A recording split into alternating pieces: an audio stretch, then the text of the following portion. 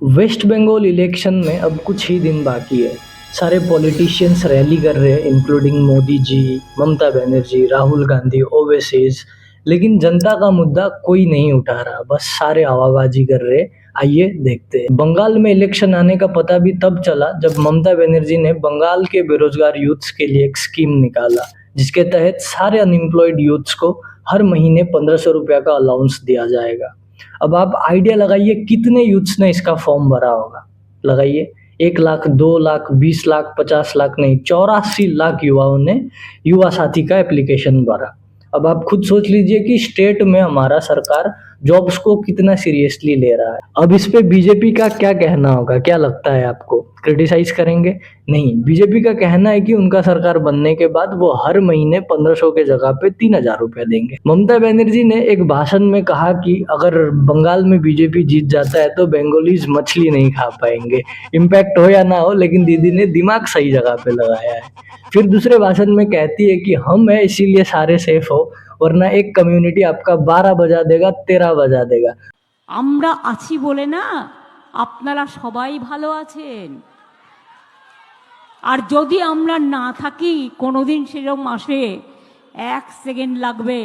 একটা কমিউনিটি যখন জোট বাঁধে না, ঘিরে ফেললে 1 সেকেন্ডে দেবে একদম 12টা বাজিয়ে। যদি নিজেদের 13টা বাজাতে না চান, বিজেপির অপপ্রচারে কেউ ভুল বুঝবেন না। अब आप खुद समझ गए होंगे किस कम्युनिटी का बात कर रहे हैं, जिनका काम स्टेट में लॉ एंड ऑर्डर मेंटेन करना है।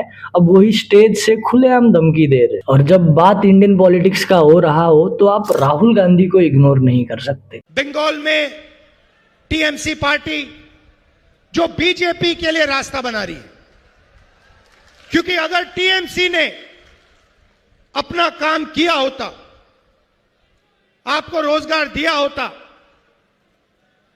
नफरत नहीं फैलाई होती, तो यहां पे बीजेपी का कोई सवाल ही नहीं उठता। बीजेपी दिखती ही नहीं बंगाल में। तृणमूल कांग्रेस ने 2021 में बंगाल से वायदा किया था, मुझे याद है, 5 लाख लोगों को रोजगार देंगे, ये उनका वायदा था। कितने लोगों को रोजगार दिया? कितनी कंपनियां बंद हुई? कितने मैन्युफैक्चरिंग यूनिट बंद हुए?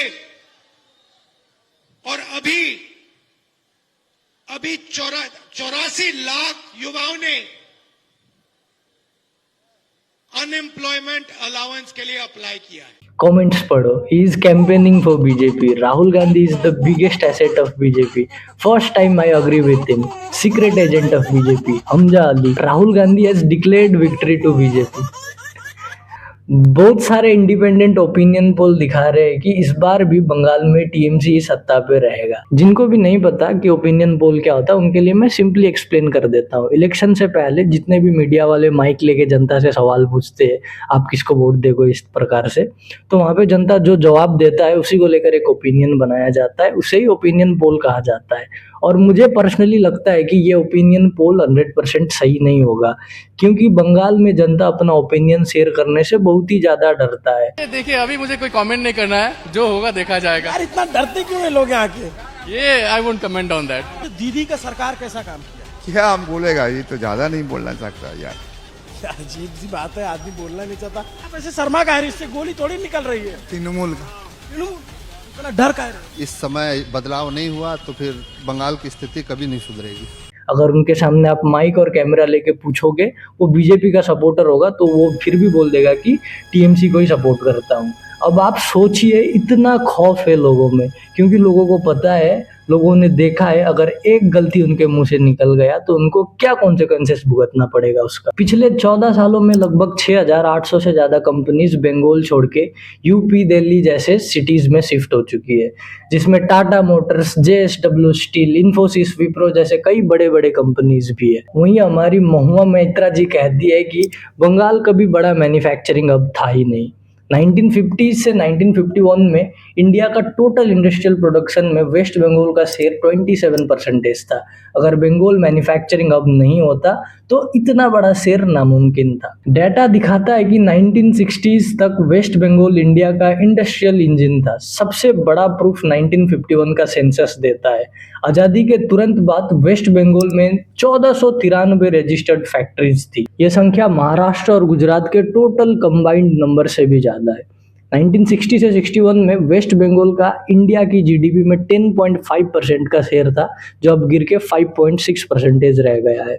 हावड़ा को शेफील्ड ऑफ द ईस्ट कहा जाता था, ट्रेडिंग की वजह से नहीं बल्कि वहाँ की हेवी इंजीनियरिंग, फाउंड्री और मैकेनिक टूल इंडस्ट्री की वजह से। ट्रेन के डिब्बे से लेकर जहाज के पार्ट्स तक वहीं बनाए जाते थे। अगर बंगाल मैन्युफैक्चरिंग अब था ही नहीं तो 1952 में सेंट्रल गवर्नमेंट को फ्रेट इक्वलाइजेशन पॉलिसी क्यों लगाना पड़ा? ये पॉलिसी इसीलिए लगाया गया था ताकि बंगाल और बिहार के कोल और आयरन सस्ते दामों में पूरे देश में बेचे जा सके, स्पेशली गुजरात और तमिलनाडु जैसे स्टेट्स में। इससे बंगाल का नेचुरल मैन्युफैक्चरिंग एडवांटेज छीन लिया गया ताकि बाकी स्टेट को भी इंडस्ट्रियलाइज किया जा सके। बंगाल ने इंडिया में मैन्युफैक्चरिंग का बुनियाद रखा था, चाहे वो स्टील से हो। इंडिया का पहला modern iron work Kulti 1870s में बंगाल में ही शुरू हुआ था। चित्रंदन लोकोमोटिव वर्क्स 1950s में इंडिया का रेलवे मैन्युफैक्चरिंग का शुरुआत किया था। इंडिया का iconic ambassador car Hindustan Motors Bengal में ही था। मतलब अभी के इकोनॉमी को जस्टिफाई करने के लिए ये लोग इतिहास से भी मुंह मोड़ रहे हैं। इसके लिए सिर्फ कांग्रेस को ब्लेम नहीं किया जाएगा, टेंशन मत लीजिए। इसके लिए सारे पॉलिटिकल पार्टीज को ब्लेम किया जाएगा, कांग्रेस से लेकर कम्युनिस्ट गवर्नमेंट से लेकर टीएमसी तक। सबको पता है कि मणिपुर जल रहा है और कब से जल रहा है, लेकिन जब बंगाल जल रहा था किसी को भनक भी नहीं लगा, क्योंकि हमारा लीडर ऑफ अपोजिशन से लेकर इंटरनेट के बड़े बड़े इन्फ्लुएंसर्स, इनका कुछ भी इंटरेस्ट नहीं है बंगाल में। मुर्शिदाबाद में पूरा गांव को आग लगा दिया गया था, हिंदूज को अपने ही देश में अपना ही घर छोड़ के भागना पड़ गया था। कोलकाता पुलिस के बारे में आपने हमेशा सुना होगा कि कोलकाता पुलिस ने गुड़गांव में जाके इन्फ्लुएंसर अरेस्ट कर लिया, कोलकाता पुलिस ने पुणे में जाके सिंगर अरेस्ट कर लिया। और जब कोलकाता के लोग कोलकाता पुलिस को फोन करते हैं कि हेलो सर, यहाँ हिंदू मुस्लिम दंगा हो रहा है, हिंदू मुस्लिम दंगा हो रहा है, तो मुंबई से विकी कौशल को अरेस्ट करने गया। बंगाल में अभी के टाइम पे सबसे बड़ा प्रॉब्लम अगर आप देखोगे तो उनमें से एक प्रॉब्लम है इलीगल इमिग्रेंट्स का, यानी कि घुसपैठियों का। घुसपैठिया सबसे पहले बंगाल से ही घुसते हैं, फिर यहाँ से फेक आधार कार्ड्स वगैरह बना के कुछ बंगाल में ही बस जाते हैं, कुछ असम में जाते हैं, ऐसे ही करके ऑल इंडिया में चले जाते हैं। टीएमसी ने अपने 2026 के इलेक्शन मैनिफेस्टो में दिखाया कि सेंट्रल गवर्नमेंट ने वेस्ट बंगाल का 2 लाख करोड़ रुपया रोका हुआ है, जिसमें से 36,095 करोड़ सिर्फ मनरेगा का ही है, यानी कि 100 डेज काम का। वहीं अगर आप मनरेगा का ऑफिशियल रिपोर्ट देखो तो उसमें यही नंबर 3038 करोड़ है। तो रिपोर्ट के मुताबिक 3038 करोड़ और वेस्ट बंगाल गवर्नमेंट के मुताबिक 36,095 करोड़।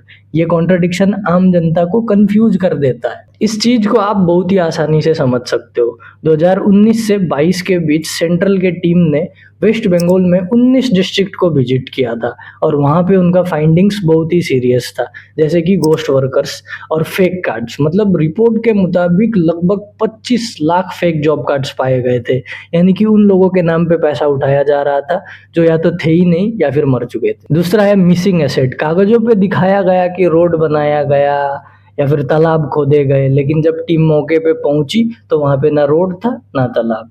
फिर हुआ फंड्स का हेराफेरी। पैसा उन कामों में लगाया जा रहा था जो मनरेगा के रूल्स में अलाउ भी नहीं करता था, जैसे कि नेताओं या फिर किसी दूसरे आदमी के प्राइवेट प्रॉपर्टी में कंस्ट्रक्शन जैसे कामों में। जब सेंट्रल ने ये गड़बड़ियां पकड़ी तो उन्होंने स्टेट गवर्नमेंट से ATR यानी कि एक्शन टेकन रिपोर्ट मांगा। सेंटर का कहना था कि जिन अफसरों ने घोटाला किया उन पर एक्शन लो और जो पैसा चोरी हुआ है उसे रिकवर करो, लेकिन स्टेट ने जो रिपोर्ट दिया सेंट्रल ने उसे इनकम्प्लीट और कल्प्रिट को बचाने वाला कहा। फिर सेंटर ने कहा कि जब तक स्टेट ये प्रूव नहीं कर देता कि उन्होंने भ्रष्टाचार रोकने का कोशिश किया और एक यूटिलाइजेशन सर्टिफिकेट नहीं देता तब तक सेंटर पैसा रिलीज नहीं करेगा। देखिए, अगर आप लॉजिकली समझो तो सरकार का पैसा ऐसे ही नहीं निकलता, उसके लिए आपको ऑडिट प्रूफ चाहिए होता है, दुनिया भर का झमेला होता है। अगर आपने 1000 रुपया का काम किया है आपको प्रूव करना पड़ेगा, फिर आपको 1000 रुपया मिल जाएगा। फिर जिसके बाद सेंट्रल गवर्नमेंट ने मनरेगा एक्ट का सेक्शन 27 यूज करके बंगाल का पैसा रोक दिया। अब देखिए, मैं आपको वीडियो बना के ये नहीं बोलूंगा कि आपको किस पार्टी के लिए वोट करना चाहिए या फिर आप आप किस पार्टी को वोट करो। आपके पास खुद अपना दिमाग है, आप देखिए स्टेट का हालत क्या है, देश को कितना प्रॉब्लम हो रहा है इलीगल इमिग्रेंट्स के कारण, या फिर अपने स्टेट में लॉ एंड ऑर्डर देखिए, एजुकेशन का हालत देखिए, हेल्थ केयर का हालत देखिए। अगर आपको सही लगता है ठीक है, नहीं लगता है तो उसी के अकॉर्डिंग आप वोट कीजिएगा। वरना सरकार जो 1500 रुपया दे रहा है उसमें से 500 रुपये फिजूल खर्चा कर दीजिएगा, 1000 रुपया से आप घुगनी बना के बेच दीजिएगा, आपको रोजगार ही रोजगार मिल जाएगा। ভাই যখন কিছু নেই 1000 টাকা নাও, দুটো চায়ের কেটলি কেনো, ঘর থেকে কিছু চা কিনে তৈরি করো, আর বিস্কুট নাও, নাও বউকে দিয়ে ঘুগনি তৈরি করে আনো, দেখো প্ল্যাটফর্মে গিয়ে দাঁড়াও, বাস স্ট্যান্ডে গিয়ে দাঁড়াও, এই টাকা তোমার কত দিনে কত টাকায় দাঁড়ায়।